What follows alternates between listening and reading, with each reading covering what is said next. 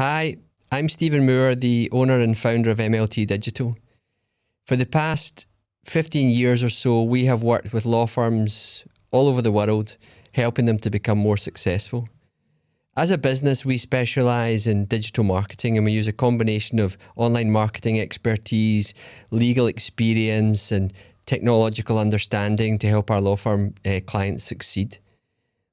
What I'm hoping to do with this podcast and what the objective is to help you understand how you can improve your firm, how you can end up with the firm of your dreams.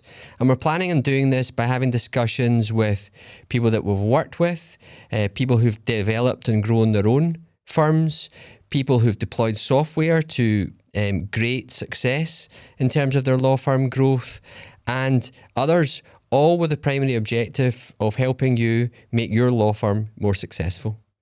I hope you enjoy this series. We've tried to do it in a very sort of professional but laid back fashion, a conversational style. It's not going to be hugely serious, but hopefully it's going to be useful.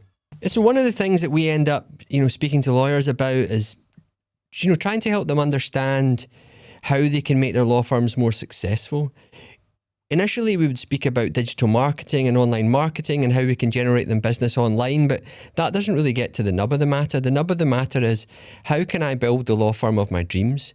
How can I make my firm successful to such an extent that I can take time off as and when I want it, that I understand what the KPIs are in terms of usability, resource maximization, how to get the most out of your staff, how to get the most out of the technology that you pay for. All of these things are subject to ongoing change, particularly in the environment that we live in now. Technology is changing all the time. Artificial intelligence is beginning to make a bigger play. But the thing is that having a business and running a law firm in this day and age doesn't need to be stressful. Running your own business should also be fun.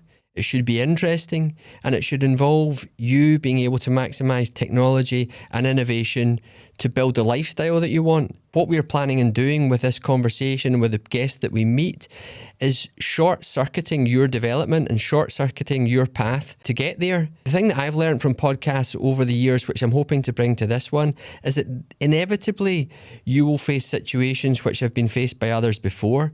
The temptation is to build yourself or bury yourself into a hole where you're thinking, I'm not really sure how to get out of that. But what people are very keen to do is to share their knowledge with you, to help you, so that you can listen to the podcast episode that's most relevant to the problem or the issue that you are facing at that time and find the answers. When I first started doing this type of work, I actually qualified as a solicitor and decided that the internet was my way out of that. That being said, I have enjoyed working with law firms, helping them grow for many, many years. When we first started selling them the notion that we could generate them business online, many didn't believe us. And suddenly there was a change for them. There was a change. They could see how they could develop business in different ways. And ideally, business development should have a broad marketing mix. Once you have that catalyst and the catalyst for growth, suddenly the motivation returns. The enthusiasm comes back. And, you're looking at your future and thinking, well, actually, no, we can achieve that. We can be like them. And with the conversations that we have, we're going to speak to the people who actually have done that for their firms, and they're going to explain their methodology behind that. Now, I think back to when I first became a lawyer, I was already a bit anxious about it. I was thinking to myself, I'm not sure this is going to be the career for me. And I remember leaving the flat that I was living in with my then girlfriend, who's now my wife, and I pulled my tie up to my neck, up above my neck like it was a noose. And I remember Mary saying to me, I'm not sure this is going to go well. And at that time, I was heavily into windsurfing and water sports to a certain extent. And the one thing that you can't do is windsurf in the dark. So when I first started working in this law firm, I thought to myself, I don't know if I can handle this. I don't know if I can handle being in an office like this or similar to this Monday to Friday for the next 40 years or so. And the internet really was just at the very early stages of becoming a commercial tool. In fact, the firm where I worked in, the internet was pointed out as being a computer in the corner of the library, sort of whirring and chirping. But very, very early on, I understood that this internet was going to bring us the flexibility that I so much desired. I set up my first online business when I was a trainee in 2000. It was an online negotiation platform that actually, in terms of the way at which it delivered, was very well executed. However, it was far too advanced for its time. I found myself back in the law firm, and then I started my own business working as a bridge between partners and their IT team, because there seemed to be a bit of a disconnect there. The IT team, had huge amounts of skills and knowledge, and were able to extrapolate and extract information from systems that were very early stage, but the solicitors weren't exactly sure what they were asking for. So I started to act as a bridge between them before doing a degree in IT. I then developed an online case law reporting system. I worked in litigation technology projects for some of the biggest litigation projects at that time in Scotland. I became a case map certified trainer. I had built a whole load of applications for law firms and worked with them on maximising the value of their case management systems, because in the vast majority of time they were maybe using 10% of them. In round about 2008, at the time of the recession, I was approached by an old friend from uni. When I say it was an old friend, he was a mature student when I started at uni, and he seemed a lot older than me. It turned out he was maybe 22 when I was 17. And he asked me if I could help his firm with their search engine optimization and with their website development. I said to him, I'm not really that interested in working with other firms. I do that on projects for myself, and I knew how to do it all. He then said to me, we're paying this other agency £650 a month. And I thought, quite skint, I'll do that. So shortly after we took on the project, we rebuilt his website. We did all the online optimization. We did the search engine optimization. We made it a much more conversion-oriented design, which means we were encouraging the user to do what we wanted them to do. And shortly after we turned the site on, I saw all the inquiries flooding in through the back end.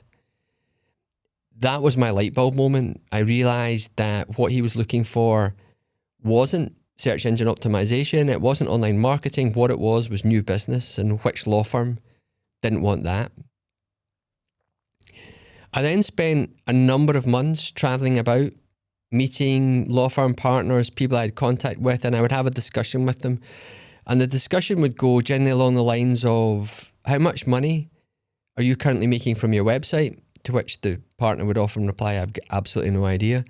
And I would say, well, do you think you're generating anything? And they'd say, I've got no idea. And I would say, well, okay, tell me, for your particular case type, what's your average fee value? And they say, what do you mean? I say, well, how much do you charge a client typically? And they would say, well, maybe for a road traffic prosecution, this was in 2008, remember, this road traffic prosecution, maybe about £500. So I would say, okay, and if you were to get 10 inquiries, how many would you convert? And they would say, well, maybe about 3. So I'd say, okay, so if you got 10 inquiries of this type and you converted 3, then you could generate £1,500 of fee income. And they'd say, yeah. And I said, well, I think I can generate you 10 inquiries for £650 a month. So you're already quids in. And they'd sort of look at me and think, well, I'm not that sure I believe you. And I say, and then I would say to them, well, actually, I think I could generate you 50 inquiries a month. And at which point they'd either their eyes rolled back in their head, or they wouldn't quite believe me, or they'd be ready to shake my hand there and then. And from that point onwards, we have grown MLT Digital to probably be one of the most leading and well-known providers for online business generation services for the legal sector. We generate millions of pounds worth of new business for law firms all over the world. And with this podcast, what we're really wanting to do is explore how that forms part over the overall law firm success mix. We want your law firm to be more successful, and our key mission with this podcast is that this forms part of your learning and knowledge and helps to take you there. So in terms of the type of guest that we'd like to speak to and that we're planning on getting in, we're looking at speaking to chairman of law firms, managing partners of very successful law firms, big and small, so that you can learn from them about the techniques or the approaches that they found to be of most value for them. We're wanting to bring in people in the online marketing space or the digital marketing space who can advise you as to how best you can deploy marketing to grow your law firm. Similarly, technology suppliers. We're not looking at it being salesy. It's all about straightforward, helpful advice that's going to act as a shortcut to you achieving the next milestone for your business.